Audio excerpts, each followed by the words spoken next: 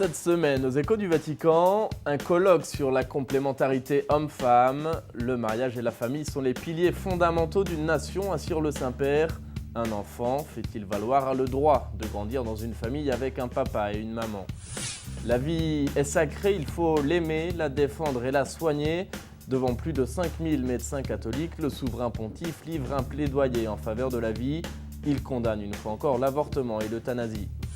Il faut susciter et cultiver une éthique de l'économie, de la finance et du travail. Voilà le message du pape face aux experts comptables. L'homme, et non pas l'argent, rappelle-t-il, doit être au centre de tout.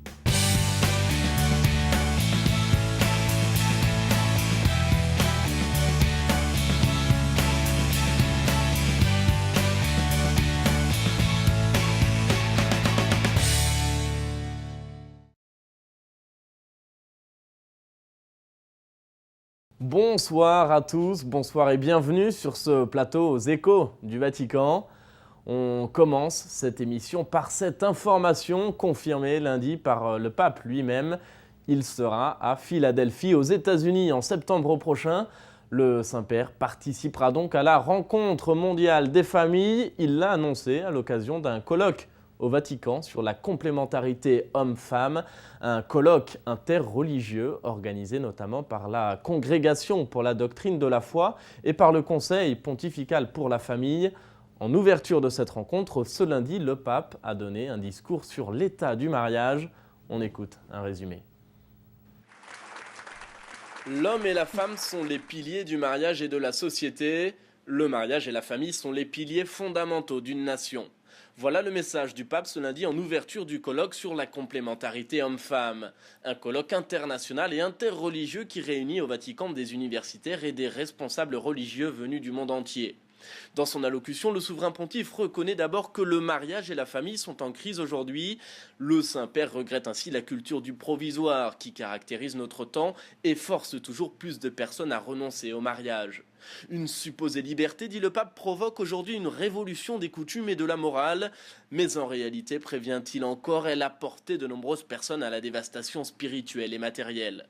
Parce que le mariage et la famille sont les piliers fondamentaux d'une nation, nous devons les défendre, explique le souverain pontife.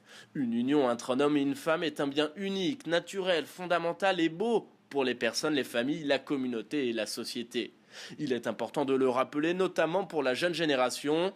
Et le Saint-Père invite ainsi à penser d'abord aux jeunes qui représentent le futur, car il est important, dit-il, qu'ils ne se laissent pas aller dans la mentalité nuisible du provisoire, mais qu'au contraire, ils soient révolutionnaires et courageux dans la recherche d'un amour fort et durable.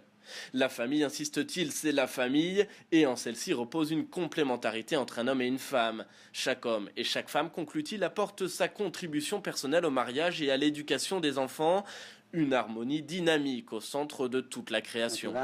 Fondamentale e bello per le persone, le famiglie, le comunità e le società. Et pour approfondir ce sujet, je vous propose maintenant l'analyse d'un spécialiste, c'est Monseigneur Anna Trella. Il est consulteur au Conseil pontifical pour la famille. Il était invité comme expert au synode sur la famille en octobre dernier. Nous l'avions interrogé à cette occasion. Quel modèle familial l'Église veut-elle proposer aujourd'hui et comment doit-elle communiquer au monde l'évangile de la famille? Nous lui avons posé la question. Écoutez. Le modèle de la famille, c'est dire que si un homme existe, c'est que ça a un sens. Et donc la famille qui se noue d'abord dans le mariage, puisque la famille est contenue même dans le mariage, la famille repose sur l'alliance des sexes, de l'homme et de la femme. Et c'est parce qu'ils sont dans cette alliance que cette alliance va inspirer le lien social et va devenir fécond, fertile, à travers l'appel à la vie des enfants. Donc l'Église propose un chemin à partir duquel l'homme et la femme peuvent se réunir, parce que ce sont les deux seules identités sexuelles qui existent, au sein d'une alliance.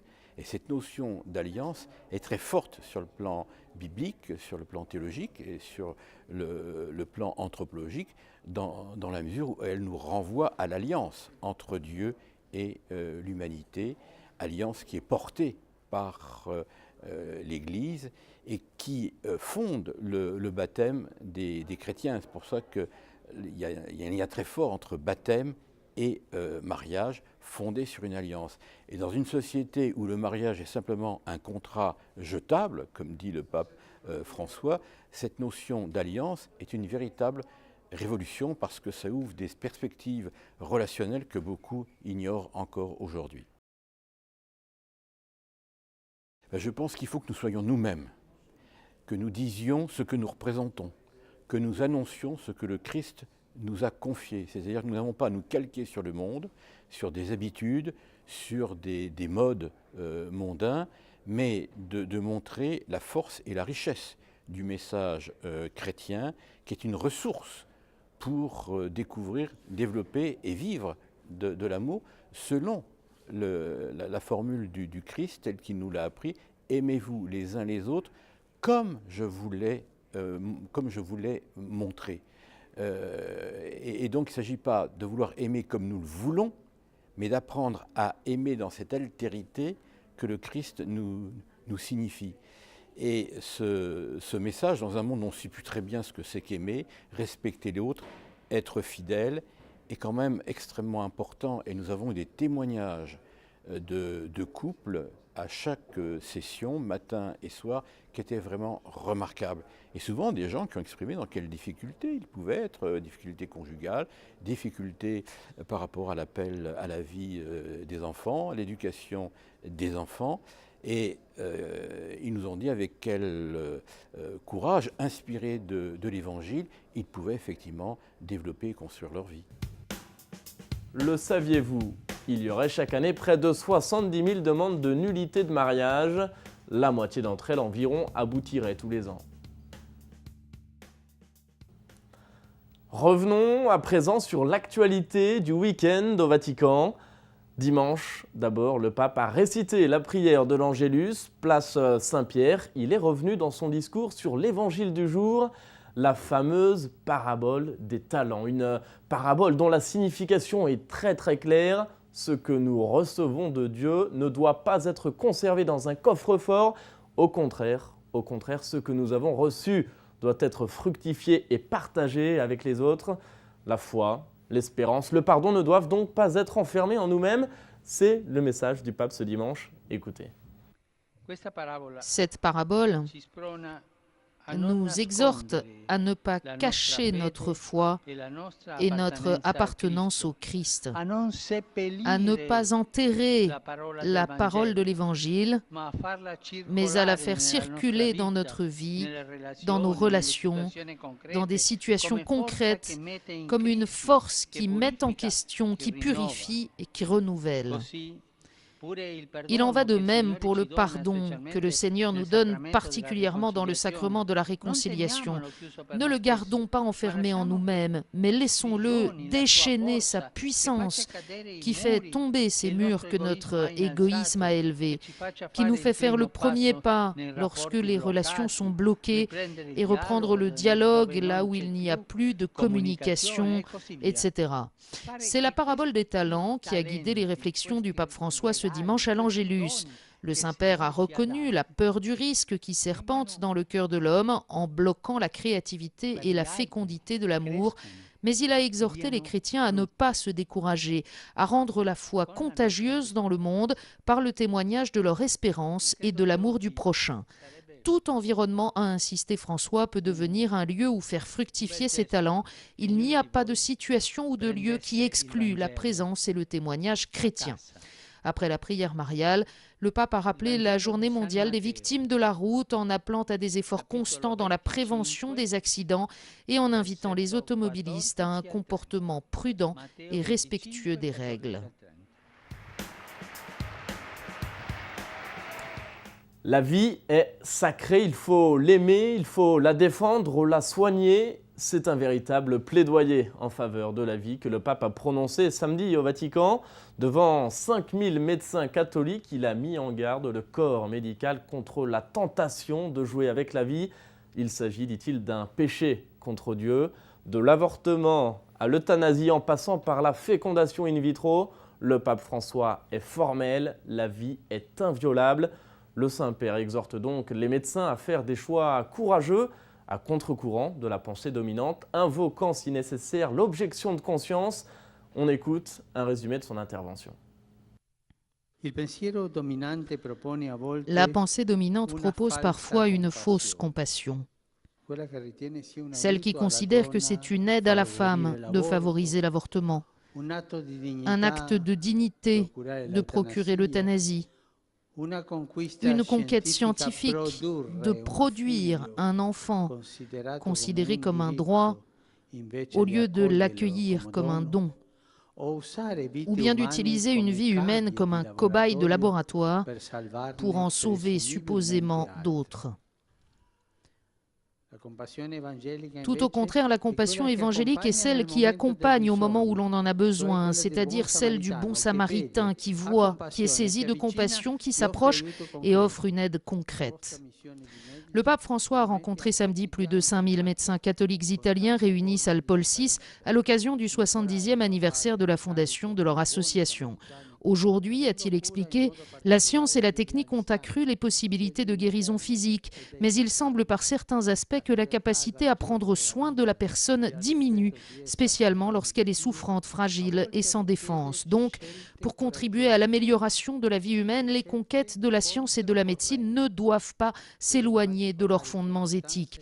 C'est pour cela que vous, médecins catholiques, vous engagez à vivre votre profession comme une mission humaine et spirituelle, comme un véritable apostolat laïque, leur a dit François, qui les a encouragés à prendre en charge les nombreuses formes de souffrance comme de bons samaritains, prenant soin des personnes âgées, malades ou handicapées. La fidélité à l'évangile de la vie, le respect de la vie comme un don de Dieu, demandent de faire des choix courageux qui peuvent même aller jusqu'à l'objection de conscience. Car, a conclu François, à la lumière de la foi et d'une raison droite, la vie humaine est toujours sacrée et toujours de qualité. Il n'existe pas de vie humaine qui serait plus sacrée qu'une autre. Et avant les médecins catholiques, ce sont les experts comptables que le pape recevait au Vatican. Dans son discours, le pape a rappelé que l'homme et sa dignité devaient être au centre de tout, car si l'argent devient la finalité, a-t-il poursuivi, alors cela entraîne l'effondrement de la fraternité. Le souverain pontife a donc encouragé les experts comptables à la responsabilité et à la loyauté, à la justice et à la fraternité, surtout face aux plus vulnérables. Retour sur son discours avec la télévision du Vatican. Même dans l'économie, il faut placer l'homme au centre avec sa dignité en s'opposant aux dynamiques qui ont tendance à tout uniformiser et qui mettent l'argent au sommet. C'est la réflexion que le pape François a offert en recevant au Vatican les participants au Congrès mondial des experts comptables. Dans son discours, le pape a souligné les conséquences nombreuses et tragiques d'une logique qui a tendance à défendre son propre intérêt sans se soucier du bien commun, de la justice et de la légalité. En ce qui concerne le travail, le pape a rappelé tous ceux qui ont un travail précaire ou qui sont au chômage, toutes ces familles qui en payent les conséquences, les jeunes qui cherchent un premier emploi, un travail digne, et tous ceux, surtout les immigrés, qui sont obligés de travailler sans contrat, privés des garanties les plus élémentaires, juridiques et économiques. Il ne suffit pas de donner des réponses concrètes à des interrogations économiques et matérielles, a ajouté le pape. Il faut susciter et cultiver une éthique de l'économie, de la finance et du travail. Il faut garder vivante la valeur de la solidarité comme comportement moral. Lorsque l'argent devient le but et la raison de toute activité et initiative, alors l'optique utilitariste prend le dessus, de même que les logiques sauvages du profit qui ne respectent personne, avec pour conséquence l'effondrement des valeurs de la solidarité et du respect pour les êtres humains. Nous parlions il y a quelques jours des qualités que devaient avoir les pasteurs de l'Église. Eh bien, le pape, une fois encore, est revenu sur le sujet. C'était mercredi lors de l'audience générale, place Saint-Pierre-Devant, des milliers de fidèles. Il s'est arrêté sur la grammaire de base du ministère pastoral. Accueil, sobriété, bonté, fiabilité, patience, bref, des qualités purement humaines et qui pourtant sont bel et bien nécessaires. C'est ce que rappelle le souverain pontife. On écoute un résumé de sa catéchèse. Frères et sœurs, aujourd'hui, nous nous arrêterons à ce qui est demandé aux pasteurs de l'Église pour vivre leur service de manière authentique et féconde. Dans ces lettres pastorales, en plus de ce qui est inhérent à la foi et à la vie spirituelle, saint Paul indique quelques qualités typiquement humaines à la base de tout ministère: l'accueil, la sobriété, la patience, la douceur, la fiabilité, la bonté du cœur. Il s'agit d'une prédisposition à rencontrer, à connaître, à dialoguer, à apprécier et à se mettre en relation avec les frères. Paul exhorte les pasteurs à prendre conscience que leur ministère vient uniquement de la miséricorde de Dieu. Alors, ils ne pourront pas avoir une attitude autoritaire, comme si la communauté était leur propriété, leur domaine personnel. La conscience que tout est don, que tout est grâce, aide un pasteur à ne pas tomber dans la tentation de se mettre au centre de l'attention et de se fier à soi seul. Le ministre de l'Église doit être humble et compréhensif à l'égard des autres, se mettant à l'écoute des gens, conscient d'avoir toujours quelque chose à apprendre.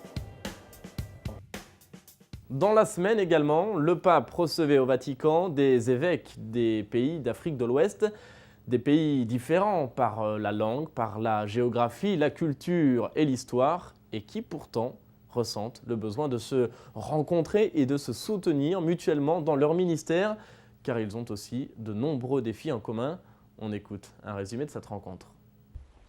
Je vous encourage à persévérer dans l'accueil réciproque sans se décourager face aux difficultés, parce que l'Esprit du Christ vous unit et vous redonne courage pour annoncer l'Évangile. Voici l'encouragement que le pape François a donné aux évêques de la conférence épiscopale du Sénégal, du Cap-Vert, de la Mauritanie et de la Guinée-Bissau, à l'occasion de leur visite ad limina apostolorum. Dans son discours, le souverain pontife a invité les prélats à vivre la foi au quotidien sans céder aux nombreuses tentations des sociétés contemporaines. Pour cela, l'attention doit porter sur la formation des prêtres, des laïcs et la pastorale familiale. Vos pays, a souligné le pape François, connaissent des situations très différentes, mais la primauté de la qualité sur la quantité est nécessaire partout. Dans les pays où l'Église catholique est une minorité, la pensée du pape va aux relations avec l'islam, en espérant une collaboration toujours plus effective contre chaque forme de discrimination, d'intolérance et de fondamentalisme religieux.